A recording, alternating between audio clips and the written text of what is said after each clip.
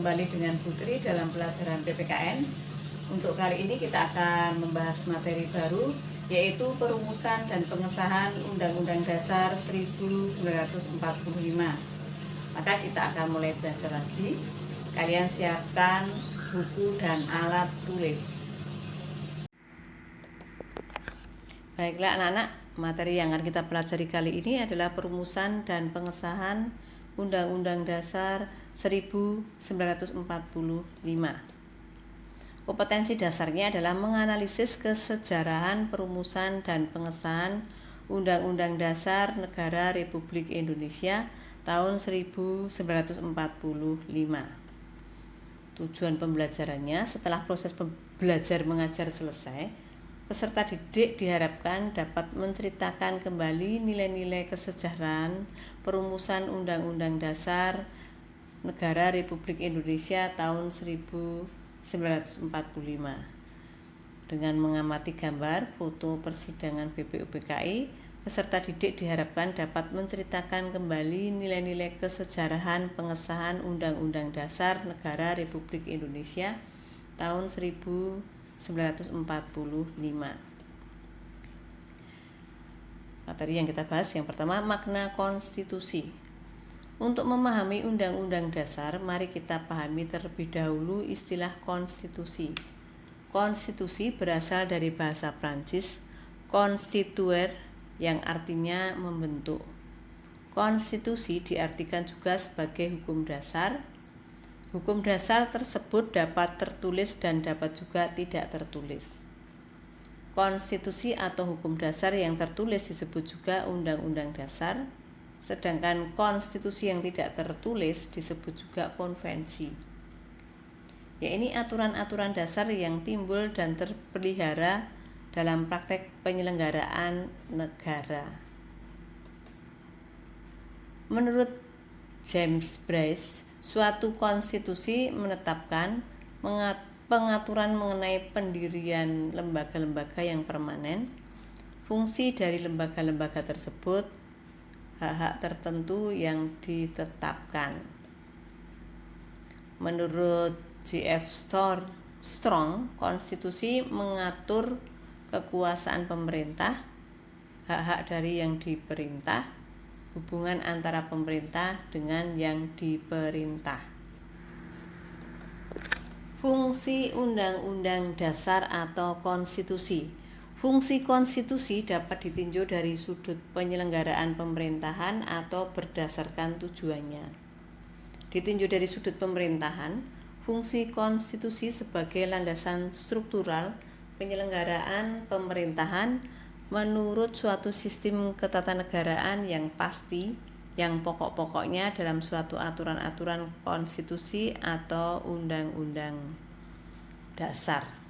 Sedangkan ditinjau dari sudut tujuannya, fungsi konstitusi adalah untuk menjamin hak-hak anggota warga negara atau masyarakat dari tindakan sewenang-wenang penguasa. Isi atau muatan konstitusi. Menurut A.H.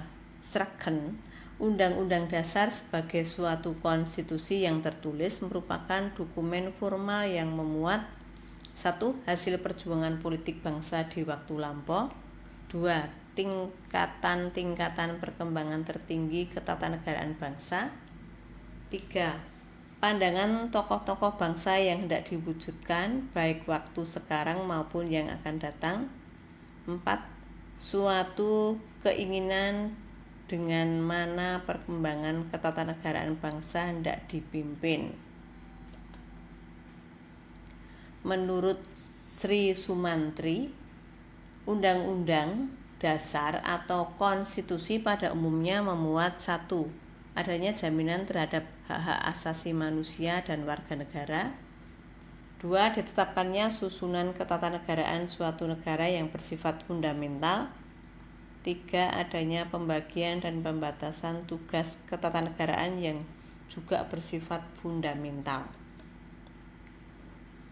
Menurut Meriam Budiarjo, setiap konstitusi memuat ketentuan tentang satu organisasi negara, misalnya pembagian kekuasaan antara badan legislatif, eksekutif, dan yudikatif, dan sebagainya. 2. Hak asasi manusia. 3. Prosedur mengubah undang-undang dasar. 4. Ada kalanya memuat larangan untuk mengubah sifat tertentu dari undang-undang dasar. Undang-undang dasar yang pernah berlaku di Indonesia. Semenjak proklamasi kemerdekaan 17 Agustus 1945 sampai sekarang, di Indonesia telah berlaku 3 macam undang-undang dasar dalam 4 periode. Yang pertama, periode tanggal 18 Agustus 1945 sampai dengan 27 Desember 1949 berlaku UUD proklamasi yang kemudian dikenal dengan UUD 1945. Yang kedua, periode 27 Desember 1949 sampai dengan 17 Agustus 1950 berlaku UUD Republik Indonesia Serikat atau UUD RIS.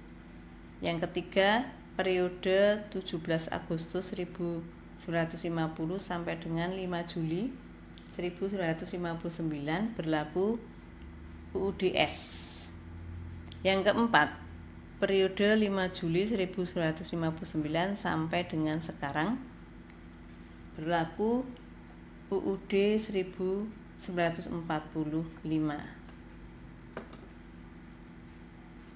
Baiklah anak-anak, untuk penjelasan Putri saya cukup sekian dulu. Ini ada tugas, amatilah gambar berikut.